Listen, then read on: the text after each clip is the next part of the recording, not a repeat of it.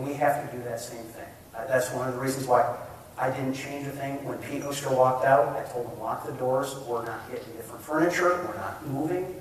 What would have happened is they would have come in, packed it all up, shipped it to a warehouse in Chicago, waited for me to tell them where they were, ship it back, unpack all this stuff.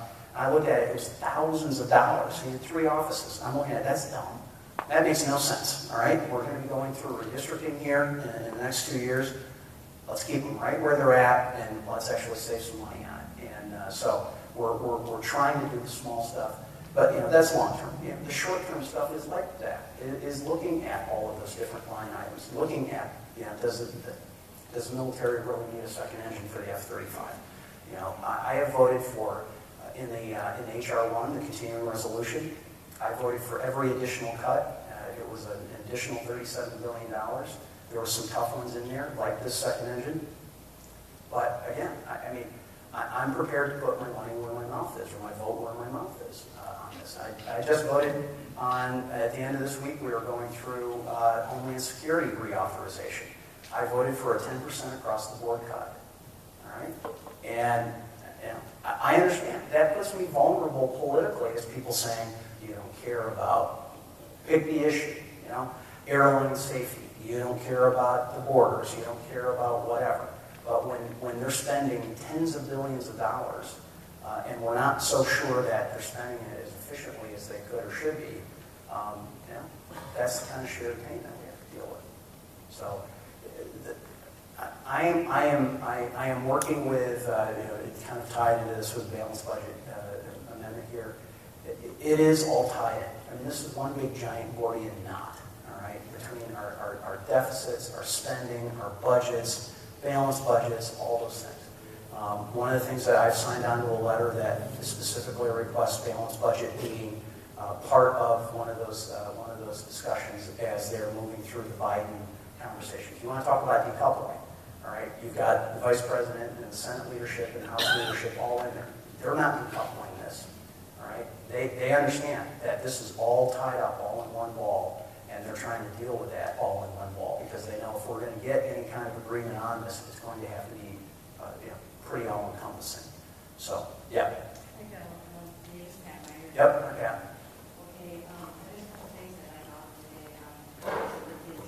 Yeah, let's get a microphone here a second. So we've got probably about 10 minutes.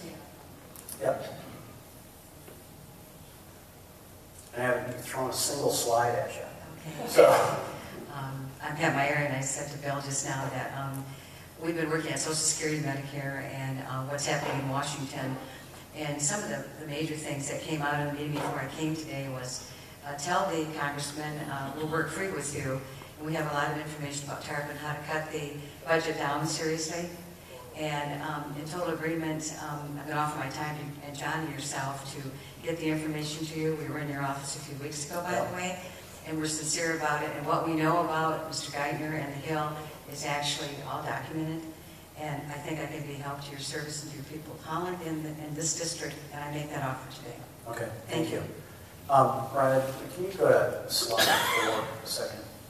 This is just an illustration of and the same thing is happening, frankly, in the state. All right, the one with the autopilot spending. And this is the exact same thing that I dealt with when I was in the state house. We are seeing more and more programs get set up so that they are on autopilot. Right? There's no changing it, whether it gets constitutionally written in here at the state level or whatever it is. Yeah.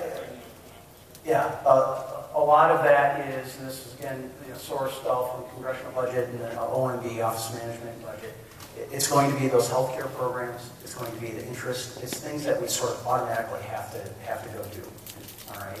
So they separate out discretionary spending, which is actually a fairly small part of whether it's at the state level or at the federal level. That discretionary spending is what we can actually tinker with and say, no, we're going to eliminate this program, we're going to cut this program.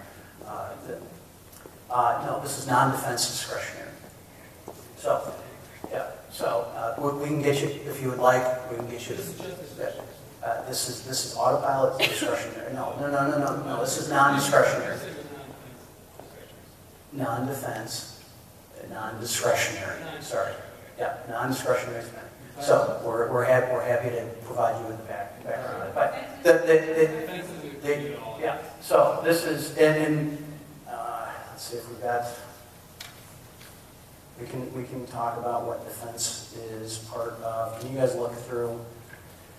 But as you can see by this trend, I mean, obviously we've had more and more of the budget sort of happening with less and less specific things that we can do. Yeah.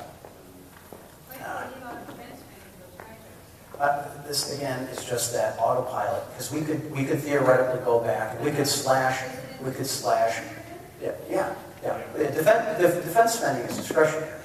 I mean, we could zero out the Department of Defense. I mean, yeah, I'm not sure that we would, like to do that, but we, theoretically could. All right. Sorry, we had over prepared. I think we had about 35 different charts that we could show here in a second.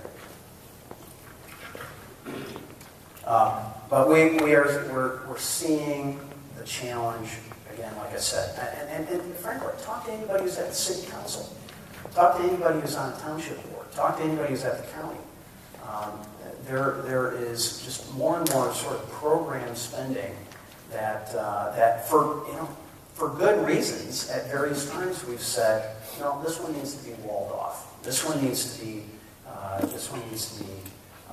left alone. And we've done that. I'm sorry. Apparently, in my effort to consolidate the 40 charts, I took that one out that had listed all the different spending. We've got it on our website.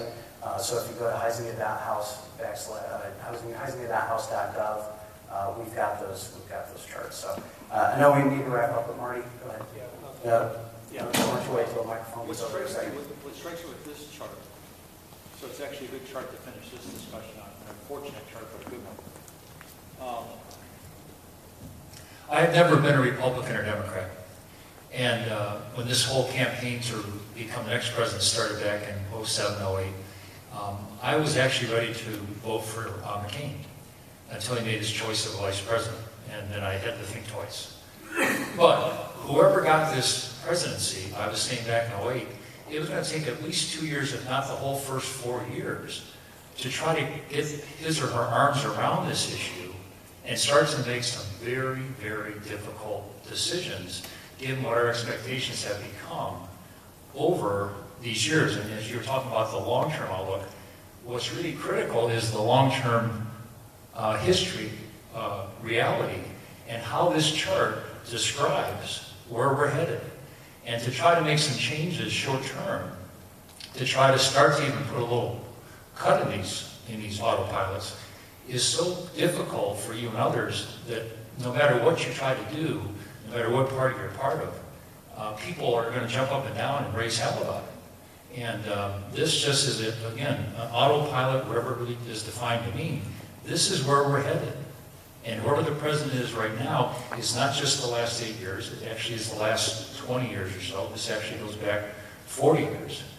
We have done a lot of criminal stuff to ourselves through our way of governing ourselves for a long time. Yep. And until the shot clock stops and really tough decisions are made, it's going to keep doing what it's doing.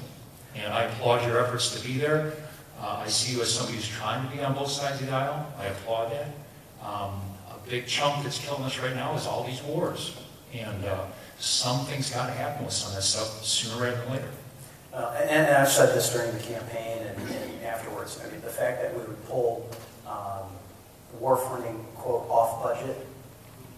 Yeah, I own a small little gravel pit, all right? I can't pull my fuel costs and put it off budget just because fuel went up. You got to factor it all in. I mean, you have to. No, but they have had, as they were running up on things, they had, I can be critical of Republicans too, that's all right. You're going to go have a clock pick because you think I'm just defending the Republicans. So but it makes no sense to me that we would do things like that. And we have got to get serious.